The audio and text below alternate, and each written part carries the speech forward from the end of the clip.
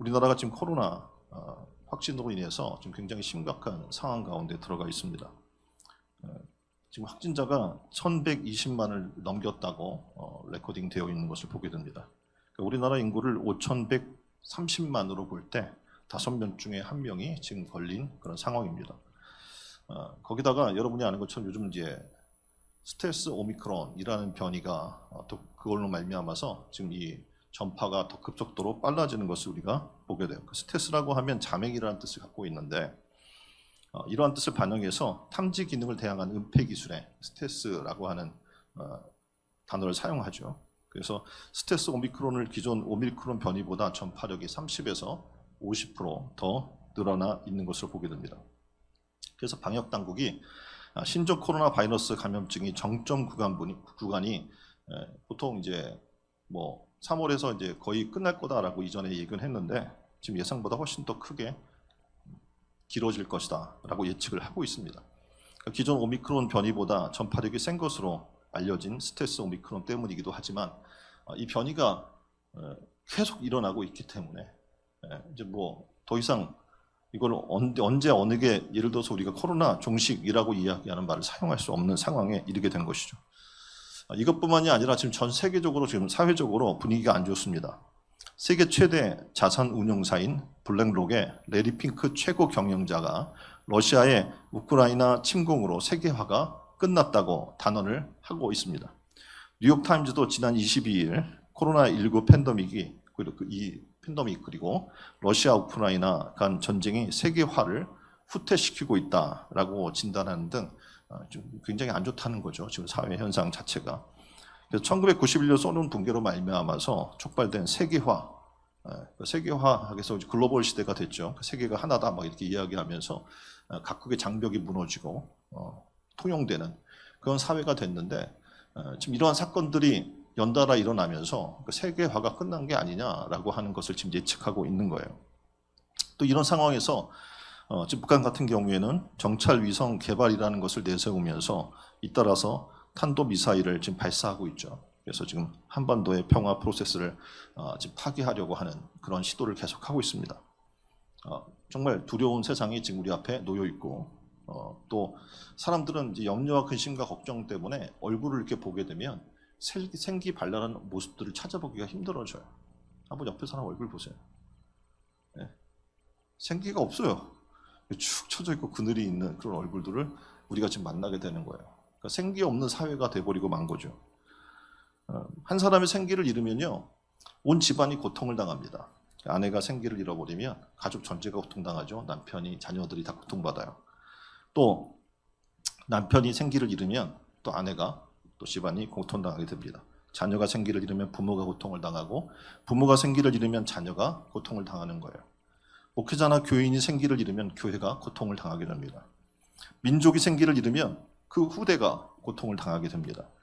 생기는 삶의 위기를 극복하게 하고 인간의 삶의 위기를 극복할 수 있는 능력과 힘을 주는 것 중에 하나입니다. 그럼 생기 넘치는 삶으로의 좀 회복을 좀 했으면 좋겠는데 어떻게 했으면 좋을까 고민을 하다가 오늘 좀 성경의 하나님의 말씀을 통해서 우리에게 생기 넘치는 그 신앙의 삶을 좀 살아나라라는 하나님의 말씀을 듣게 됩니다. 성경은 절망적인 사람들이 생기 넘치는 삶으로의 변화의 이야기가 수도 없이 기록이 되어 있는 책입니다. 신약에서 보면 갈릴리 사람들이 등장을 해요. 이 갈릴리 사람들은 어떤 사람입니까? 지식적으로 배우지 못한 사람들이에요. 그리고 삶이 어려워요. 그리고 이게 뭐 수시로 지금 어부들 있잖아요. 그러면 수시로 수익이 생기는 게 아니에요. 여러분 성경에서 보게 되면 어떤 때는 밤새도록 고기를 낚기 위해서 그물을 던지지만 한 마리도 못 잡고 돌아올 때가 수도 없이 많은 거예요. 그러니까 삶이 굉장히 어렵고 정말 어떻게 보면 하루 벌어 하루 먹고 살아나가는 그 절망적인 삶을 살아나가는 사람이기 때문에 생기 넘치는 삶을 찾아볼 수 없던 사람들이에요. 근데 이들이 누굴 만났냐면 예수님을 만난 거예요. 예수님을 만나면서 그들의 인생이 생기 넘치는 삶으로의 변화가 일어났다라고 성경은 기록해 주고 있는 것입니다. 이들이 예수님 만났어요. 생기를 회복해서 제자가 됩니다. 그리고 놀라운 일을 벌이는데 예루살렘을 뒤엎고 로마 도성을 뒤엎는 복음으로 놀라운 변화를 일으키는 생기를 일으키는 변화의 이야기가 기록되어 있습니다. 바로 신약의 말씀에. 이처럼 어떤 환경에서도 생기만 들어가면 소망이 생깁니다. 근데 오늘 본문에는 더 놀라운 이야기를 해주고 있는 겁니다. 어떤 이야기냐면 마른 뼈가 있어요. 근데 이 마른 뼈에 생기가 들어갑니다. 그리고 이것이 살아났다는 이야기를 지금 해주고 있어요. 옆에 분에게 물어보세요. 믿어지세요? 네, 마른 뼈에 생기가 드러나서 살아났어요. 오늘 그 얘기가 성경의 오늘 본문의 이야기예요. 자, 이 이야기의 배경을 한번 보겠습니다. 에스겔서죠. 에스겔서는 하나님께서 바벨론의 포로로 잡혀간 에스겔에게 주신 하나님의 환상의 이야기가 여기 안에 등장을 합니다. 에스겔은 느부갓네살의 2차 예루살렘 침공 때 바벨론의 포로로 잡혀오게 됩니다. 그때 나이가 25살 정도가 돼요. 근데 그로부터 5년이 지났어요. 30살이 됐던 때에 에스겔은 그발 강가에서 하나님께서 부르셔서 선지자로 부름받게 됩니다. 24장 18절을 보면 사랑하는 아내가 죽게 돼요. 이 바벨론에서. 노예로 끌려온 동족들이 고난을 받게 돼요. 이것을 계속 목도하고 있는 거예요. 뿐만 아니라 바벨론에서 어떤 소식을 듣냐면 예루살렘이 멸망됐다는 소식을 듣게 돼요. 당시 역사를 보게 되면 시드기야 왕이 있어요. 근데 이 왕이 바벨론에 의해서 두 눈이 뽑혀버려요. 왕이. 그리고 그 아들들은 죽임을 당해요. 성전은 회파되고 성벽이 무너졌다는 이야기를 듣게 된 겁니다. 너무 절망적이에요.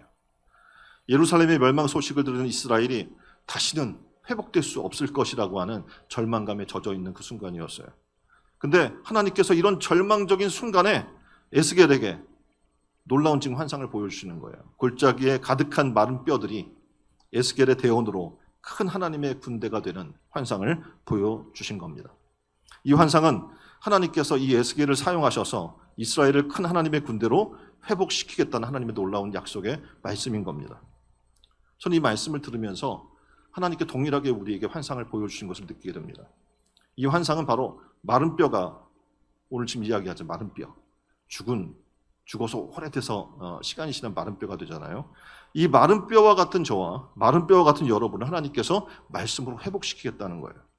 우리 교회와 또 지금 이 죽어가는 이 민족과 그리고 마른 뼈가 가득한 이 지역에 하나님이 이 일대에 복음을 선포해서 살아나게 하시겠다라고 하는 놀라운 말씀을 지금 우리에게 비전으로 보여주고 계신 겁니다. 더 나아가서 사람만 나게 하겠다는 것이 아니라 하나님의 군대로 세워주시겠다는 겁니다. 이것이 바로 주님의 약속이요. 우리를 향한 하나님의 비전인 줄 믿습니다. 우리가 지금 2030 비전이 뭡니까? 바로 세계 열방을 그렇게 하나님의 복음화하고 하나님의 백성으로 살아나게 하는 그 꿈이 바로 우리의 꿈인 것입니다. 이 환상을 위해서 하나님께서 우리에게 지금 그레이스 페스티벌이라고 하는 이 어려운 시국에 이 일들을 우리가 지금 진행케 하시고 이걸 좀 우리가 준비하게 하시고 이걸 준비하면서 우리가 꿈꾸는 것은 바로 그거예요. 마른 뼈와 같은 영혼들이 살아나게 하라고 하는 하나님의 명령에 순종하고 우리가 할 일은 순종하고 복음을 선포하는 거예요. 그럼 어떡합니까? 불가능한 일 같은 마른 뼈가 살이 붙고 그것이 어떻게 살아나고 거기에 생기가 들어가서 살아 움직이는 군대와 같은 역사가 일어나게 되는 놀라운 변화가 바로 우리 가운데 일어나게 될 줄 믿습니다. 그래서 저는 이 말씀을 통해서 꿈을 꾸면서 지금 하나님께서 하라고 하시는 일대로 그대로 순종해서 지금 나아가고 있어요. 그러니까 지금 현실적으로 계산해보고 기획하고 계획을 하면 지금 시국에는 뭔가를 하면 안 되는 거예요. 그렇지 않습니까? 손해예요. 뭘 하면 할수록 손해고 불가능해요. 지금도 지금 아까 이야기한 것처럼 코로나 상황이라는 게 너무 심각해서 5명 중에 1명이 걸려 있는 거라고 얘기하는 게 최근 통보고요. 통계에 나온 그런 이야기고요. 지금은 더 심각해요. 여러분 주변 보시면 아시잖아요. 거의 다 걸려 있어요. 그 가족 중에 하나는 다 걸려 있어서 지금 다 못 움직이고 있어요. 지금 저희 교도 지금 거의 전멸이잖아요. 네? 지금 다 걸려 있어. 누구 애 하나가 걸려서 지금 다 갇혀 있고 막 그런 사람들 지금 천지예요. 지금 이런 상황 가운데서 우리 생각하는 거, 지금 우리가 뭘 할 수 있겠어? 하나님 말씀하는 거예요. 야, 마른 뼈가 살겠느냐? 라고 하나님이 질문하면서 에스겔이 고민하는 거예요. 지금 이렇게 절망적인 상황이잖아요. 자신의 나라의 왕은 두 눈이 뽑혀 있고 그 아들들은 다 죽임을 당하고 지금 성은 다 회파되고 지금 뭐 소망이 하나 없어요. 사람들은 다 포로로 바벨론으로 잡혀가고 살아날 가능성이 있어요, 없어요? 없어 보이는 그 상황 가운데 하나님이 그 마른 뼈를 살게 하시겠다는 놀라운 지금 약속을 해주고 있는 거예요. 저희는 바로 이 말씀에 순종해서 이제 그리스 페스티벌을 우리가 지금 진행할 것이고 이 일들을 통해서 살아난 놀라운 역사가 우리 가운데 일어나게 될 줄 믿습니다. 자, 하나님이 영을 통해서 에스겔을 데리고 간 곳이 어디입니까? 바로 뼈가 가득한 골짜기입니다. 원문에 그 골짜기로 되어 있는데 지도에 보면 이 골짜기는 에스겔 3장에 나와 있던 그발 강가의 빈들이에요. 지금 바벨론 뒤쪽으로 이렇게 쭉 내려와 있는 선이 있죠. 그게 그발 강가입니다. 그 그발 강가의 빈들이었을 겁니다. 이 빈들에서 하나님은 이스라엘의 멸망을 예언하셨는데 또 그 장소에서 이제는 회복의 환상을 보여주시면서 지금 그 뼈들이 어떻게 살아나겠다라고 지금 말씀해 주고 있는 겁니다. 에스겔이 끌려간 이 골짜기에 뼈들이 가득했다고 이야기를 하고 있습니다. 성경에 11절에서 말하는 것처럼 멸망당한 이스라엘을 지금 얘기하고 있는 겁니다. 근데 실제로 죽은 시체들의 뼈들이 아니라 지금 하나님 뭘 말씀하시고자 하시는 거냐면 영적으로 그들이 부패하고 앙상하게 마른 뼈만 남아있는 이스라엘의 현재 신앙 상태를 지금 얘기해 주시고자 하는 거예요.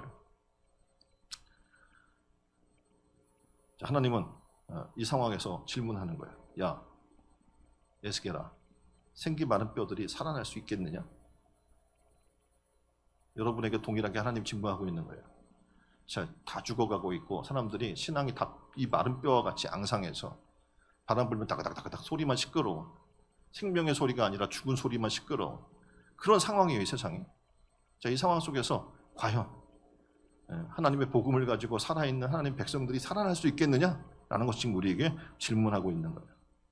어떻게 생각하십니까? 마른 뼈들이 살아날 수 있을까요? 옆에 분에게 물어보세요. 마른 뼈들이 살아날 수 있을까요? 살아날 수 있을까요? 지금 교회들이 굉장히 어려워요. 지금 이제 교단 쪽으로 초급파적으로 많이 활동하고 있는데 문 닫는 교회가 굉장히 많이 있고 유지는 하고 있지만 거의 그냥 죽어 있는 거예요. 마른 뼈처럼. 그런 교인들이 교회가 천지입니다. 자, 이런 상황 가운데서 교회가 살아날 수 있을까요? 성도들이 살아날 수 있을까요? 그래서 그들이 복음을 들고 외쳐서 하나님의 십자가 용사들이 되어서 죽어 있는 수많은 영혼들을 살릴 수 있는 도구가 될 수 있을까요? 지금 현재적으로 교회는 굉장히 부정적인 얘기들을 많이 해요. 지금 너무 어렵다, 힘들다. 교회 미래가 어둡다. 막 이런 얘기들을 수없이 쏟아내는 이때. 근데 저는 하나님의 말씀을 믿습니다. 하나님은 지금 우리에게 얘기하고 있는 거예요. 마른 뼈가 살아날 수 있다는 거예요. 우리의 힘으로는 할 수 없지만 하나님의 복음이 선포되고 하나님 말씀이 우리 가운데 임하기만 하면 그 말씀으로 우리는 살아나게 될 줄 믿습니다. 자, 1절에 지금 권능을 얘기를 하고 있는데 이 권능은 야드라고 이야기하는데 손을 얘기를 해요. 원문 그대로 지역하면 여호와의 손이 내 위에 있었다라고 이야기를 해요. 그림에 보면 이 손은 그냥 볼 수가 없어요. 여기 뭐라고 써 있냐면 보이지 않는 눈으로 이 보이지 않는 손을 바라보게 해달라고 하고 있어요. 바라보기. 믿음의 눈이 필요한 거예요. 이 능력의 손을 만나려면 이 어려운 시국에 다 죽어가는 이 시기에 소망이 없는 이 시기에 이 능력의 손을 만나야 되거든요. 그러려면 우리에게 믿음의 눈이 필요합니다. 믿음의 눈으로 지금 에스겔이 바라보니까 뭐가 보이냐면 하나님의 손이 그들 위에 있는 거예요. 성경에서 손, 이것은 하나님의 권세 혹은 권능을 상징합니다. 하나님께서 에스겔을 여호와의 영으로 이끌어 가시면서 지금 이 놀라운 하나님의 손으로 이걸 보여주고 계시는데 이 영은 창세기 2장에 나오는 수면 위에 운행하시던 하나님의 영과 같습니다. 다시 말해 성령을 얘기하죠. 성령께서 우리의 삶을 이끌어 주시는 거예요. 이 어려운 시기에, 앞을 내다볼 수 없는 시기에, 막막한 이 시기에 누가? 하나님의 영, 성령. 그래서 우리는 눈이 필요해요. 이것을 바라봐요. 그리고 그 인도를 받을.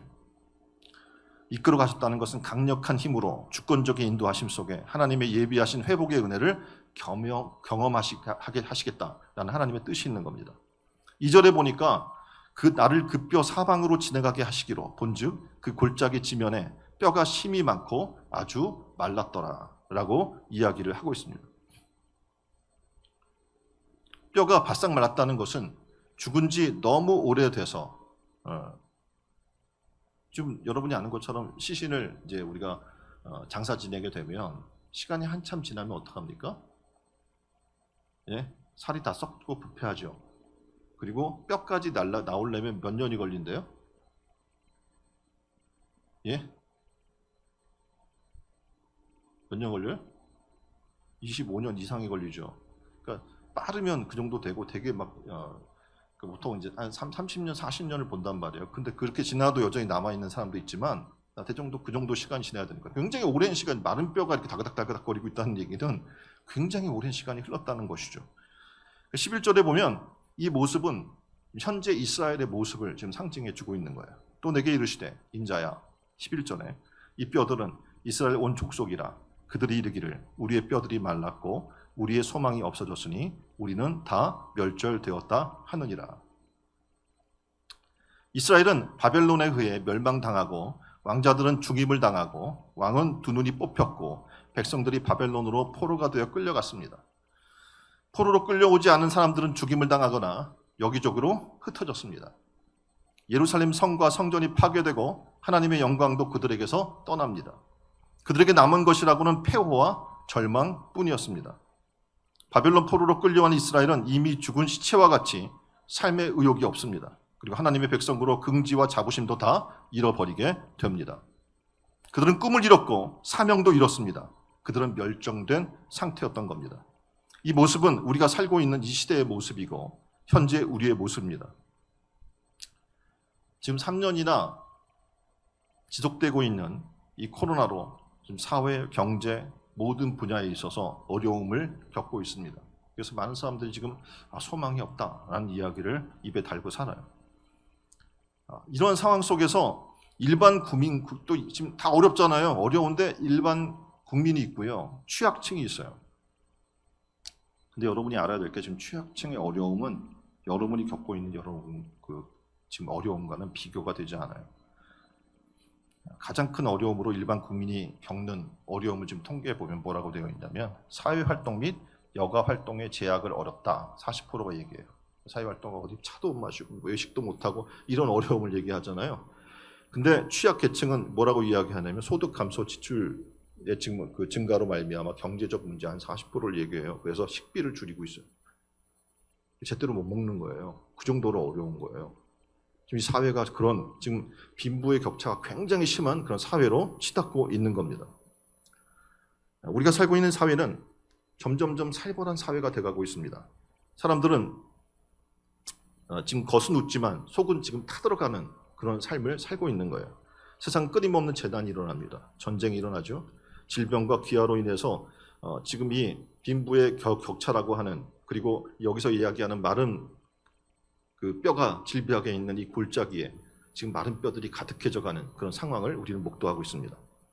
직장인들은 회사에서 과중한 업무에 지쳐서 마른 뼈가 돼가고 있고 사람들은 너무 바쁘고 일에 쫓겨서 하나님을 알고자 하는 소원이 말라버렸어요.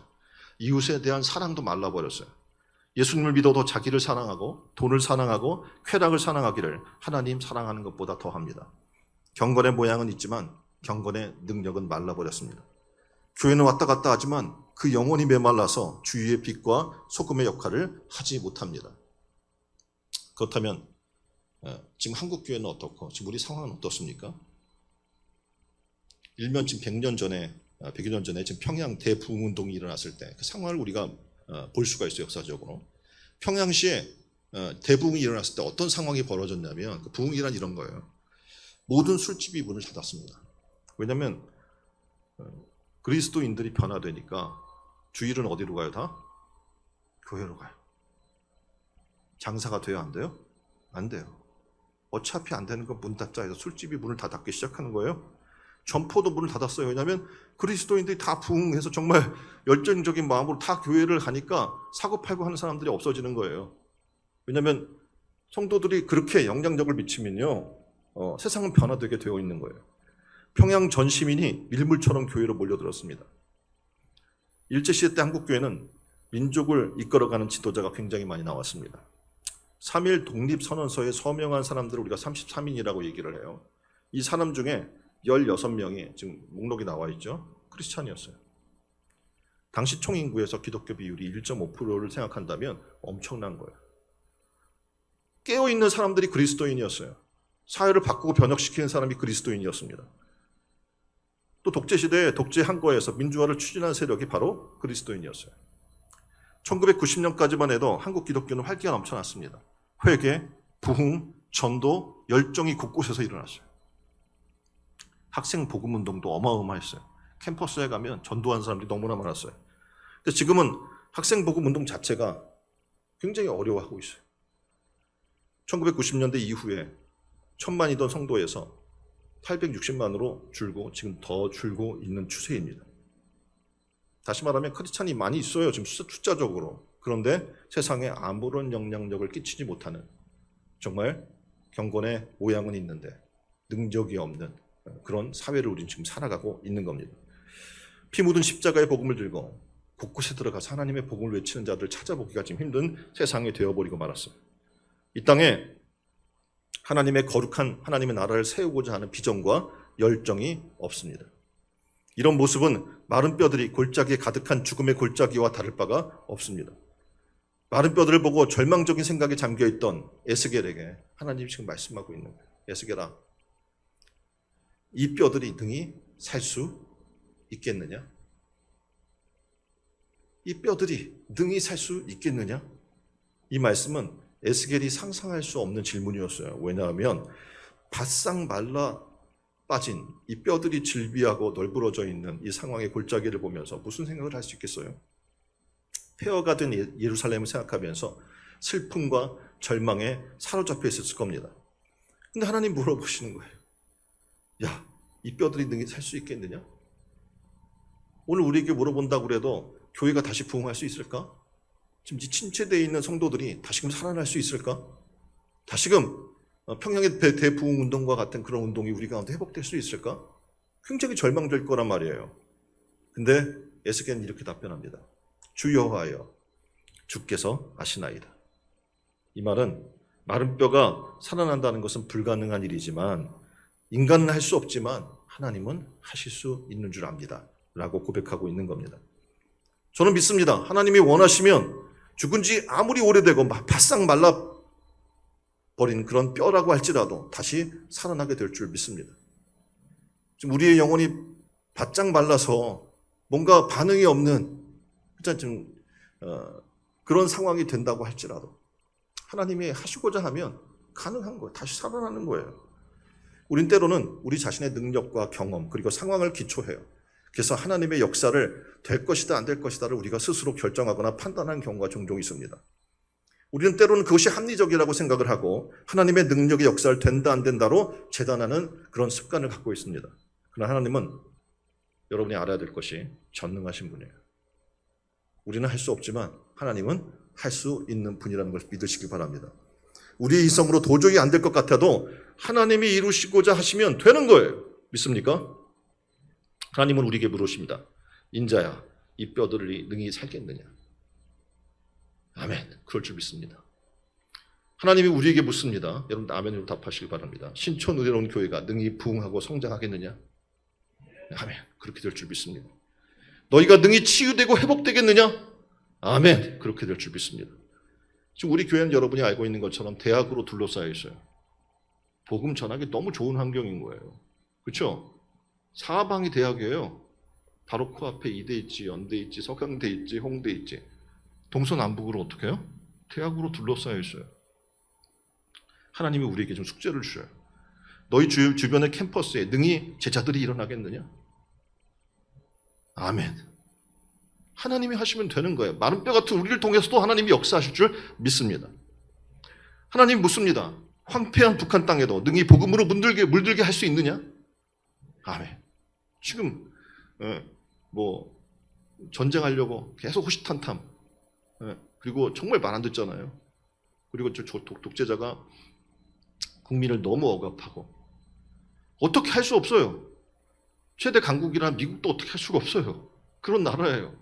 근데 하나님이 지금 말씀해요. 그런 황폐한 북한 땅에도 능히 복음으로 물들게 할 수 있느냐? 누구의 과제예요? 우리 형제, 우리의 과제예요. 저는 할 수 있으리라고 믿습니다. 하나님의 복음만 들고 나가면 선포되면 그 복음은 능력이 있어서 이 일을 충분히 이룰 줄 믿습니다. 하나님 안에서 절망은 희망의 시작이요 위기는 기회의 시작임을 확신합니다. 오늘 말씀 보면서 골짜기에 산더미같이 쌓여있는 메마른 뼈들이 우리의 영적 상태라는 것을 우리는 심각하게 받아들여야 합니다. 이 시간 우리 자신이 얼마나 나약하고 영적으로 얼마나 메마름에 처해 있는지 그리고 마른 뼈를 보면서 우리는 깨달아고 다시 살아나겠다는 소망과 믿음이 우리 가운데 회복되어야 될 줄 믿습니다. 그래서 여러분들 가운데 하나님 말씀하시잖아요. 마른 뼈들이 있는 게 살겠느냐? 어떻게 해야 돼요? 아멘. 그렇게 될 줄 믿습니다. 라는 그런 고백으로 순종으로 나아간 여러분들에게 주님의 이름으로 축원드립니다. 자, 두 번째, 하나님이 명령합니다. 예수에게 주 여호와께서 이 뼈들에게 말씀하시기를 내가 생기로 너희에게 들어가게 하리니 너희가 살리라. 너희 위에 힘줄을 두고 살을 입히고 가죽으로 덮고 너희 속에 생기를 돌리라. 너희가 살리라. 또 나를 여호와인 줄을 알리라 하셨다 하라. 라고 지금 이야기를 하면서 하나님의 말씀이 들어가면 살게 된다는 거예요. 그렇죠? 지금 우리 가운데 문제는 뭐냐면 하나님 말씀이 우리 안에 안 들어온다는 거예요. 세상의 이야기들, 세상의 경제 논리, 세상의 학업 논리, 세상을 살아나가는 방식의 성공 비결, 이것만 항상 들어와 있고요. 하나님의 말씀은 이게 너무 논리적이지가 않아. 하나님의 말씀은 너무 이성적이지 않아 라고 받아들이지 않고 있다는 거예요.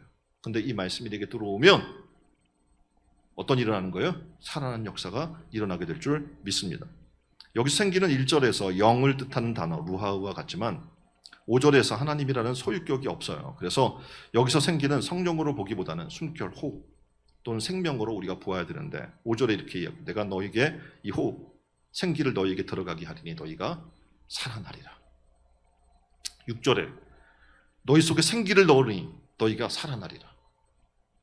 확신이 없어요. 이 백성들이. 그러니까 하나님이 반복해서 내가 그렇게 하겠다라고 하는 의지를 표현해 주고 있는 거예요. 두 번에 걸쳐서 생기를 너희에게 넣겠다. 그리고 너희는 살아나리라 라는 말씀을 연속적으로 해주시면서 반드시 내가 너희를 살려내겠다라는 하나님의 강력한 의지 표현을 해주고 있는 거예요. 저는 이 말씀을 오늘도 듣습니다. 신청 은혜로운 교회를 반드시 하나님이 살려내겠다. 이 교회를 통해서 이 일대를 복음화하겠다. 세계 열방을 구원하는 도구로 사용하겠다라고 지금 하나님 말씀하고 계시는 거예요. 우리는 그 말씀에 순종해야 돼요. 다시 말씀 앞으로 나아가야 되고 말씀 속에서 살아나는 그런 놀라운 역사가 있기를 주님의 이름으로 축원드립니다. 내가 생기를 넣겠다라고 하시면서 생기를 넣어줄 수 있는 분이 오직 하나님 자신이라는 것을 지금 드러내고 있습니다. 죽은 자를 살리는 권능은 오직 하나님에게만 나올 수 있고 죽은 자를 살려낼 수 있는 방법은 오직 하나님의 주권적인 선택에 의해서 또한 하나님의 은혜의 선물로 말미암아 받을 때만 가능한 일인 줄 믿습니다. 하나님께서는 이 마른 뼈라고 할지라도 속에 생기를 불어넣으면 다시 인간으로 살아나는 놀라운 일들이 있는데 이 일을 전파하라는 거예요. 복음이 살게 한다는 거예요. 자, 인간적으로 생각하면 죽은 자들이 어떻게 하나님 말씀 들을 수 있어요?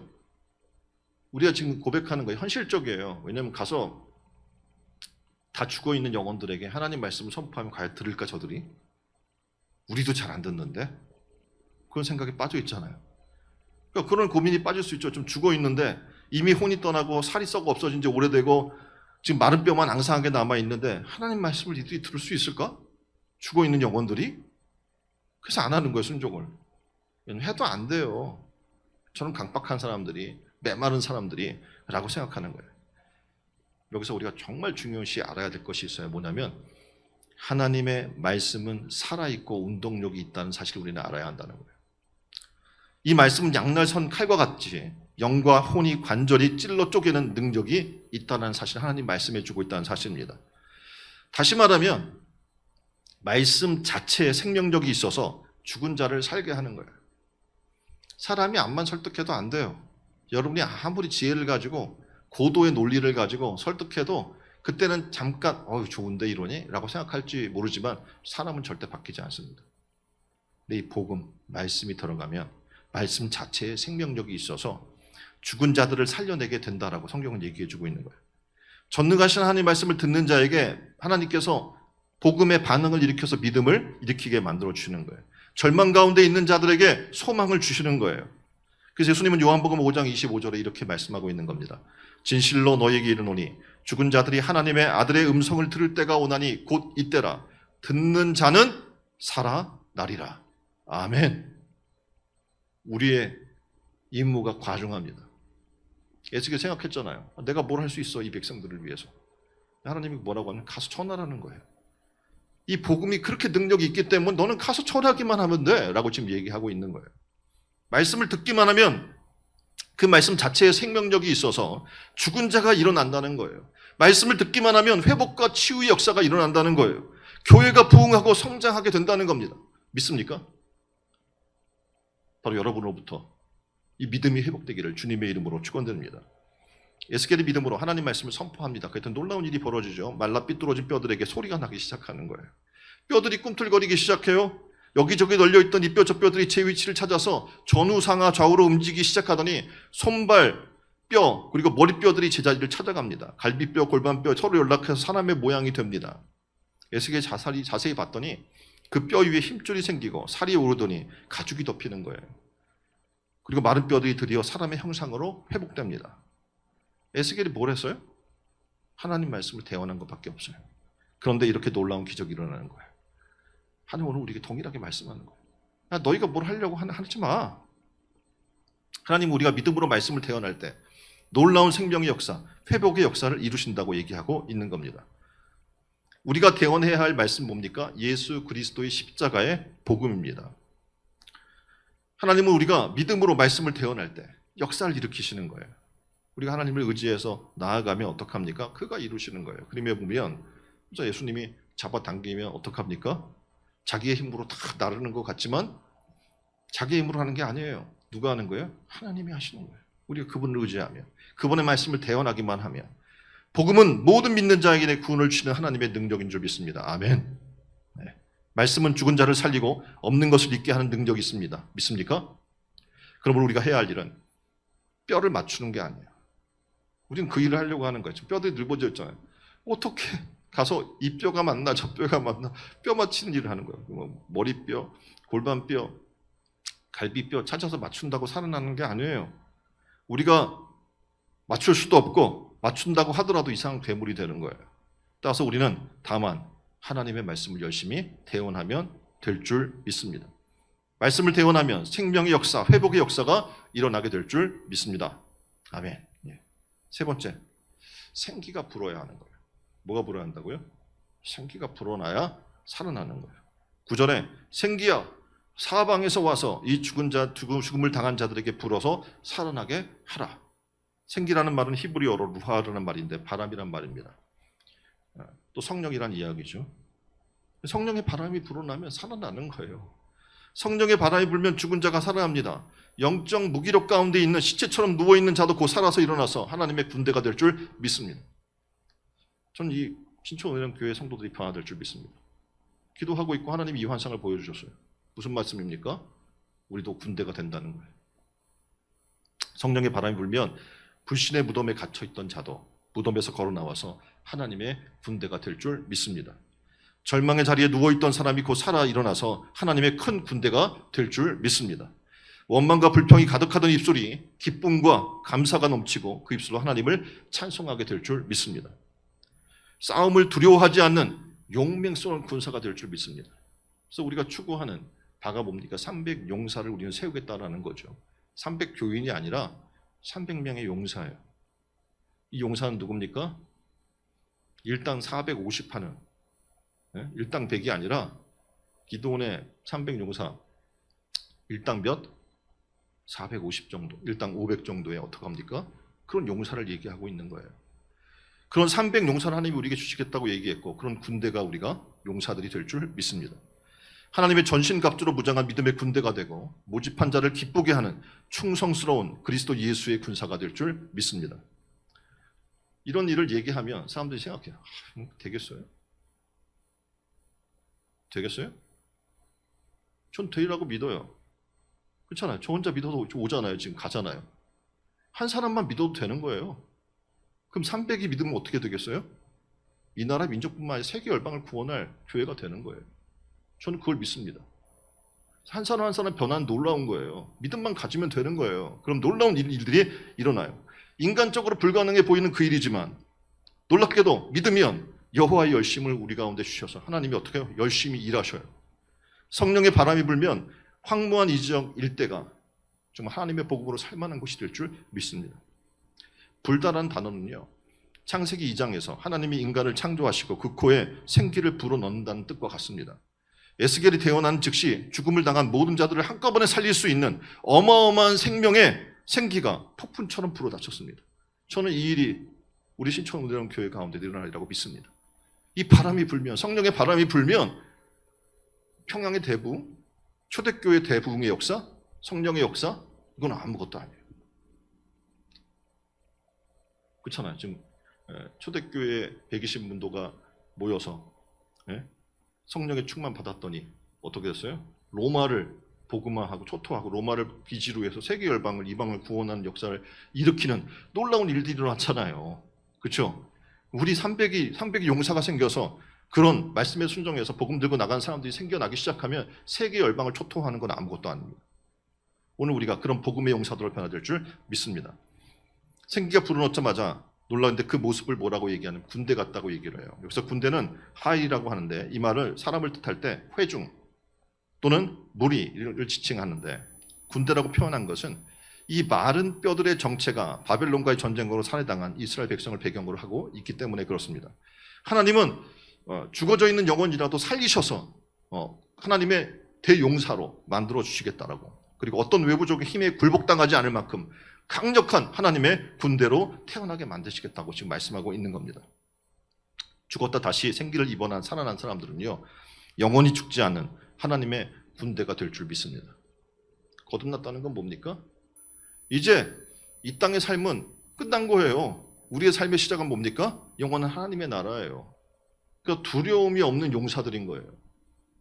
저는 이곳을 하나님이 그렇게 채우시라고 약속하셨고 여러분들이 그렇게 되기를 소망해요. 여러분이 안 되면 누군가가 되겠죠. 그래서 하나님은 어떻게 합니까? 그 용사들을 통해서 세계 열방을 구원할 놀라운 권세를 하나님이 우리에게 줄 줄 믿습니다.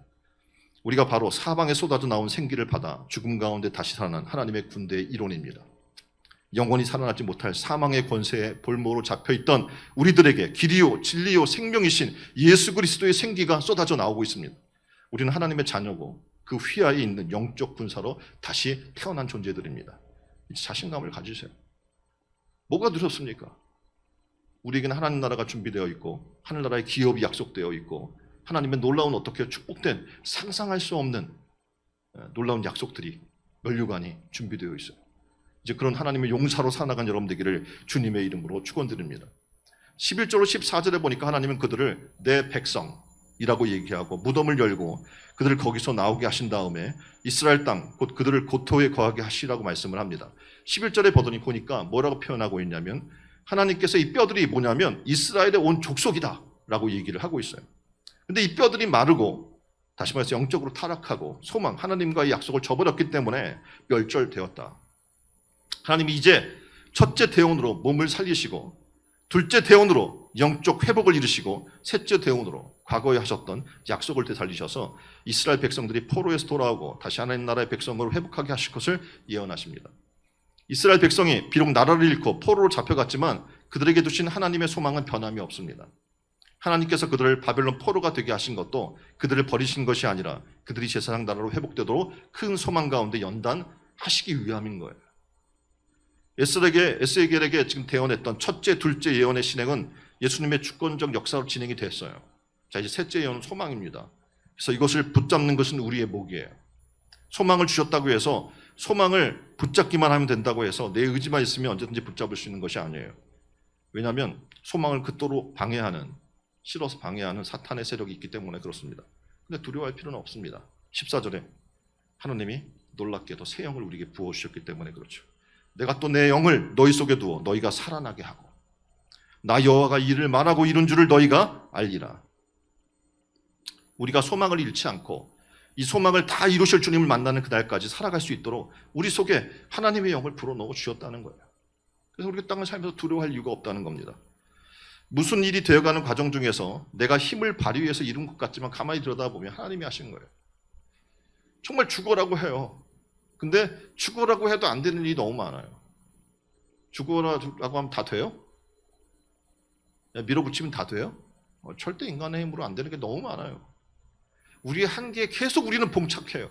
그 가운데 알게 되는 거예요. 하나님이 하시는구나. 하나님이 하셨구나. 라는 것을 하나님은 고백하게 하시는 거예요. 내 주도로 살아나가는 것 같지만 내가 공부해서 성공을 이룬 것 같아 보이지만 하나님이 지혜를 주시지 않았다면 하나님이 건강을 주시지 않았다면 하나님이 그렇게 내가 공부할 수 있는 환경을 허락해 주시지 않았다면 우리는 할 수 없는 거예요. 내 주도로 살아가는 것이 아니라 성령께서 일하심을 따라가는 것이 바로 소망을 소유한 믿음의 사람들이 살아가는 행동 방식인 줄 믿습니다. 자, 네 번째. 자, 우리는 살아났어요. 그럼 이제 어떻게 해야 됩니까? 우리의 반응은 복음을 전해야 하는 겁니다. 우리의 존재 이유는 바로 그거에 복음 전하는 거예요. 땅까지로 증인되는 거예요. 근데 살아났는데 살려놨더니 하나님이 엉뚱한 일을 하는 사람이 많아요. 이전에도 그런 분이 있어요. 암으로 사형 언도를 받았어요. 그래서 와서 부탁하는 거예요. 기도해 주세요. 치유만 되면 제가 살아만 나면 정말 이제 그건 제2의 인생을 하나님 나라를 위해 살겠습니다. 정말 열심히 함께 기도했고 분명히 시한부 인생이라고 병원에 선포했는데 살아났어요. 근데 안 나오는 거야, 교회를. 그래서 왜 그러세요? 그랬더니 그동안 아파서 못 놀아서 놀아보고 싶다는 거예요. 네? 놀러 다니라고 바빠. 그동안 못 먹어본 거 먹어봐야 돼서 못 오는 거예요. 어떻게 됐어요? 분명히 하나님 회복시키고 살려놨는데 다시 재발해요. 네? 그래서 하나님이 다시 살려주지 않아요. 하나님은 아시거든요. 분명히 살려주면 주를 위해 살겠다고 얘기했는데 그렇게 안 살아요. 오늘 우리는 삶의 목적을 분명히 해야 돼요. 우리가 지금 살아있는 이유가 뭐예요? 존재의 이유가 뭐예요? 우리가 왜 더 살아야 해요? 하나님 복음이 이 땅에 더 증거되게 하기 위해서예요. 그 목적이 없다면 우리는 살아야 할 이유가 없는 거예요. 6절 마지막에 또 내가 여호와인 줄을 알리라. 살려주신 분이 누구인지를 알고 감사하고 영광을 돌리는 삶으로 보답해야 될 줄 믿습니다. 하나님은 여전히 우리를 찾아오셔요. 생기를 불어넣어 주셔요. 그리고 너희를 살리는 이유를 우리에게 말씀해 주고 있는 거예요. 끊임없이 부어주시는 하나님의 은혜의 생기 때문에 오늘 우리는 매일같이 숨쉬고 살아나가고 있습니다. 그럼 이제 어떻게 합니까? 그 은혜에 감격해서 하나님 내게 부탁하신 그 일들을 해야 되지 않겠습니까? 내가 마른 뼈같이 골짜기에 버려진 그런 신세였고 나를 살려주신 여호와를 잊지 않는 것이 깨어있는 삶을 살아나가는 첫 걸음인 줄 믿습니다. 우리가 아무리 좋은 축제를 계획하고 좋은 전도팀을 만들어서 말씀을 만들었어요. 근데 전파하지 않는다면 아무 소용 없는 거예요. 좋은 교회를 건축했어요. 근데 복음을 위해 사역하지 않아요. 그럼 그 교회의 존재 이유가 없는 거예요. 말씀을 전하는 곳에 하나님의 계획이 이루어지는 줄 믿습니다. 어떤 모습이라도 우리가 대언하는 자리에 서 있으면 그곳에 하나님의 생명의 역사가 일어나게 될 줄 믿습니다. 학교에서 친구들에게, 선후배들에게, 부모님들에게 복음을 전하고 교회로 초청하는 여러분 되기를 주님의 이름으로 축원드립니다. 직장에 가서 복음을 전하세요. 그 복음 전달자로 하나님 그 직장에 보내신 거예요. 동료를 교회로 초청하십시오. 왜냐하면 하나님이 우리를 살아있고 존재한 이유가 바로 그것이기 때문에 그렇습니다. 여러분은 아마 얘기할 교회가 부흥했으면 좋겠어요. 근데 그 부흥 개념이 숫자 많아지고 교회가 좀 부유해지고 이런 걸로 착각하시는 분들이 계시는데 아니에요. 교회 부흥은 뭡니까? 하나님의 복음이 널리 확장되는 거예요. 우리가 바로 복음의 증인으로 서는 거예요. 증인이 많아지는 거예요. 그게 부흥인 거예요. 하나님 말씀을 대언하면 우리 교회도 어떻게 해요? 부흥하게 될 거예요. 부흥을 바란다고 되는 것이 아니라 그 자리에 하나님 말씀의 자리에 사명의 자리에 서 있으면 부흥이 일어나게 되는 거예요. 한 영혼을 구원하기 위해 직장과 사회에 있는 양들의 그들을 가슴에 품고 기도하고 그들이 가서 복음을 전할 때 교회는 부흥하고 한국교회가 새로운 부흥의 불길로 불타오르게 될 줄 믿습니다. 에스겔 3장 18절에 이렇게 얘기합니다. 가령 내가 악인에게 말하기를 너는 꼭 죽으리라 할 때 내가 깨우치지 아니하거나 말로 악인에게 일러서 그 악한 길을 떠나 생명을 구원케 하지 아니하면 그 악인은 그 죄악 중에서 죽으려니와 내가 그 빚값을 내 손에서 찾을 것이요. 얼마나 무서운 말씀이에요. 복음을 먼저 듣고 안 우리는 그걸 전해야 될까? 내 시간이 없는데 바쁜데 나중에? 절대 그렇지 않아요. 전해도 그만 전하지 않아도 그만이 아니에요. 이 에스겔 3장 18절의 말씀처럼 복음을 먼저 듣고 안 우리가 복음을 전하지 않으면 그 핏값을 우리에게 묻겠다고 하나님이 말씀하고 있기 때문에 그렇습니다. 이것은 사명이요. 우리의 존재 이유인 줄 믿으시길 바랍니다. 오늘 에스겔의 말씀을 통해서 우리는 골짜기에 버려진 매우 마른 그런 뼈와 같은 존재인 것을 깨닫게 됐어요. 우리의 영혼이, 우리의 모습이. 이 상태가 지금 적나라하게 하나님이 이 에스겔 골짜기에서 우리에게 보여주셔요. 우리는 여전히 하나님을 부인하고 거절하고 하나님 말씀을 배반하고, 그래서 어떡합니까? 우리의 영적 모습이 앙상하고 마른 뼈만 남아있는 그런 존재인 거예요. 하나님이 우리를 살려주셨는데 살려준 이유를 모르고 살아나가는 거예요. 하나님 오늘 그 상황에도 우리에게 말씀해요. 내가 너희를 살아나게 하리라. 육적으로 살아나는 개념이 아니라 우리의 영이 회복되고 살아나게 하나님 말씀하시겠다는 거예요. 몸만 살리는 것이 아니라 사방에 불어오는 생기로 하나님의 영적 용사들이 되게 하는, 군사들이 되게 하는, 그래서 잊어버렸던 소망을 되찾고 살아나가도록 우리 속에 성령을 충만하게 채워주신 줄 믿습니다. 3번에 거친 예언의 말씀을 통해서 우리를 지금 완벽하게 다시 되살려요. 소망 가운데 우리를 거하게 하셔요. 이제 우리는 어떻게 하나님의 은혜 가운데 감사하며 그 말씀에 순종하며 살아가야 함을 우리는 깨닫게 되었습니다. 이제 우리 할 일은 뭡니까? 부어주신 이 성령의 능력으로 말미암아, 그 힘과 능력으로 말미암아 당당하고, 그리고 거룩한 이 하나님의 복음의 바람을 일으키는, 어디 가나 그 복음의 바람을 일으키는 존재로 살아야 하는 거예요. 에스겔 선지자에게 마른 뼈와 같은 이스라엘 하나님의 큰 군대가 될 환상을 보여주신 것처럼 오늘 우리에게도 그 환상을 지금 보여주고 계십니다. 마른 뼈와 같은 저와 여러분이 우리 교회를 회복시키고 부흥시켜서 큰 군대로 만드시겠다는 하나님의 약속을 순종한 여러분 되기를 주님의 이름으로 축원드립니다. 저는 기도합니다. 여러분이 하나님의 환상을 보기를 기도합니다. 이를 위해 말씀을 대원하고 성령께 대원하여 우리 교회가 부흥하고 성장하며 치유되고 회복되어 큰 군대가 되기를 기도합니다.